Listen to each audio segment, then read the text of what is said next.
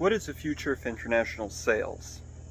For all of us that are active in that field, we have legitimate reasons to be a bit concerned. After all, experts almost agree that the virus is going to be with us for months or even years to come. So what effect is that going to have on our trade?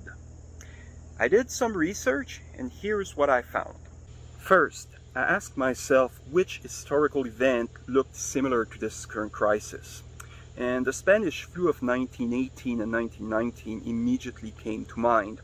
It has lots of similarities, after all, with the current situation. A pernicious virus, governments implementing sanitary measures, and unfortunately, lots of deaths. In fact, to this day, many more deaths than COVID-19, and I implore everybody, let's do everything we can so we don't break that sorry record.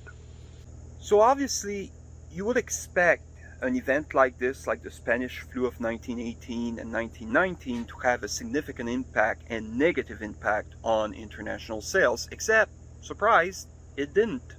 According to the numbers that I saw, trade worldwide actually increased in both 1918 and 1919. In fact, we see a dip in international trade only later, and at best, it was only loosely related to the flu. In 1921, the US Congress, alarmed by a drop in agricultural products prices, reversed a decade-long trend of trade liberalization. It passed the Emergency Tariff Act and the Ford-Ney-McCumber Tariff Act. And in part, as a result of this, global trade decreased for a few years, but then it resumed for most of the 1920s. It took another plunge, however, starting in the 1930s as each nation tried to shield itself from the Depression's effects. Of course, the world was very different back then. Agriculture accounted for a much larger share of overall trade than it does now. We just came out of World War I, which was a very bloody war. We still had colonial empires around. Not a good thing, but it still impacted the patterns of international sales.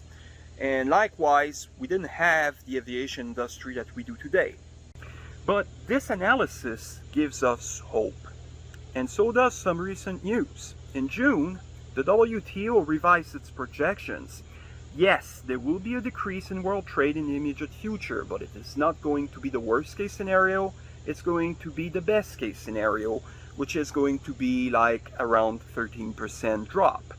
And international sales could likely rebound next year. Of course, history is not destiny.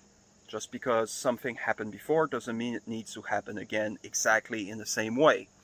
However, what the analysis clearly suggests is that the pandemic, while having an impact, may have less of an impact than the policies that our governments are going to adopt in the following months. These policies could be in direct connection with the pandemic, but they could also be disconnected. Are we going to go back to an era of protectionism or not?